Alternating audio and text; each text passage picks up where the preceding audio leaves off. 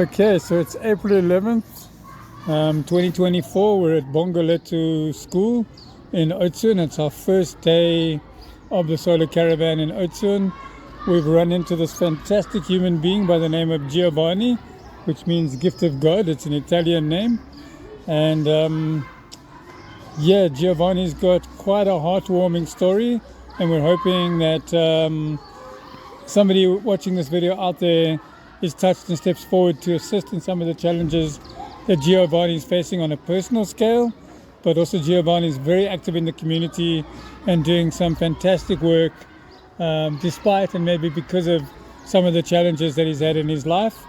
So we're going to this is the first time we're doing this. We're just going to record some of the Giovanni's life journey in his own words and just ask him some of the challenges what some of the challenges are that he's facing and how you, the viewers, can help. Over to you, Giovanni. Good afternoon. Good afternoon, everyone listening to me. I'm pleased to have this opportunity to share my story to the world. At the age of 11 years old, my mother and my father got separated. I didn't want to choose sides between the two of them, so I went on my own. From the age of 11, I've groomed myself to be this young man I am today.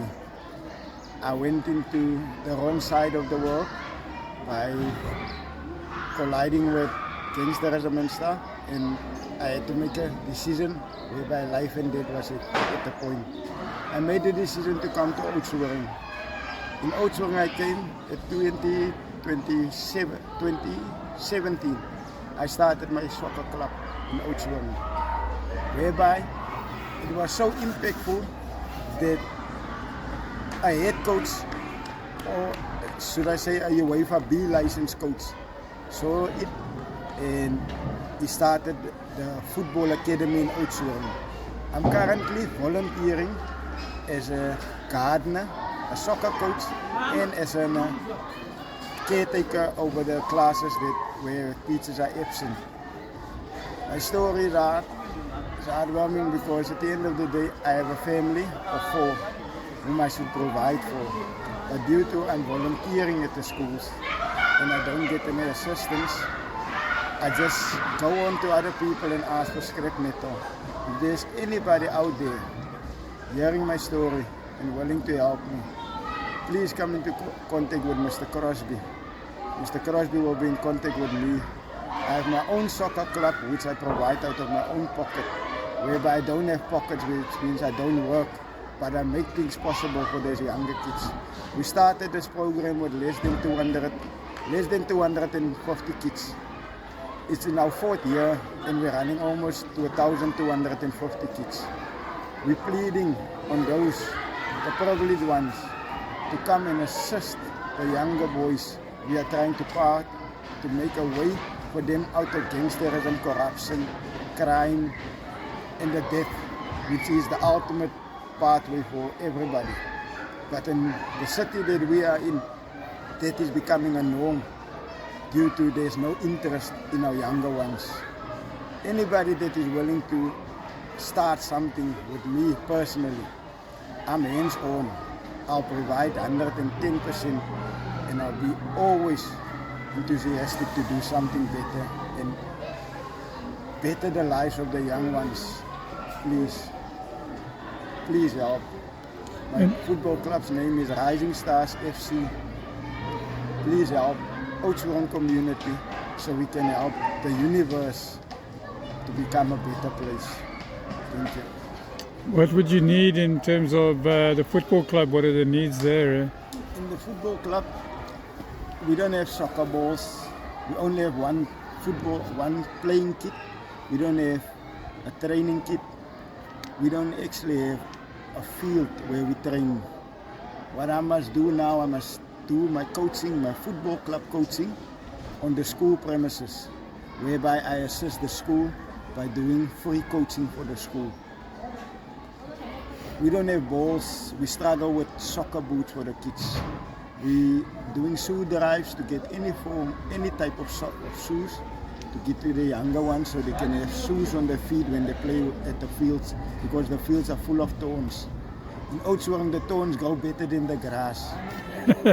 So we have a thorn field whereby 92% of my kids play without shoes because they don't have enough even to provide for their stomach. I make it my best every game time they have. I make it my utmost best to provide at least a meal for them. Just remember, I don't work, I don't have a job, but I do this out of the kindness of my heart because I've also been a young boy that was striving for something and for interest from the grown-ups, and I didn't get it, so my job is to be the interest that I've been striving for to the younger ones at this moment. The struggle I have with my family, I have 2 kids. My youngest boy is 7 years old, turning 7 years old the 8th of November. My daughter is turning 16 and the 9th of May. Unfortunately, she's pregnant. I don't have a job, my mother doesn't work. I'm providing solely out of my begging by other people. I love at home, I love in completely back into the 60s, whereby I don't use electricity, I go by candlelight. And when I say I go by candlelight and I'm back in the 60s, I make my food on the fire we have. If I get wood, I make a fire, we make our food. We never use power. We have a struggle. It feels like I'm drowning, but I'll keep swimming. I'll keep pedaling. I won't let the struggles of the world make me drown. I now go against the flow of the river, but I won't let the river take me away with the flow. Thank you for listening, everybody. I really appreciate everything and anything you do. Thank you very much. Thank you, Mr. Crosby from SunPower, Mr. John from SunPower, it's a piece of Mahanene from Absa Garden Champions, and the School of Bongoleto Primary.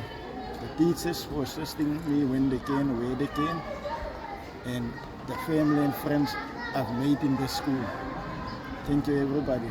Thank you, Giovanni, for sharing your story with us. Hopefully this is the beginning of a good story for the world and the solar caravan, that we all join together in a caravan of kindness. So thank you for sharing your story, man. Thank you to you, Mr. Crosby.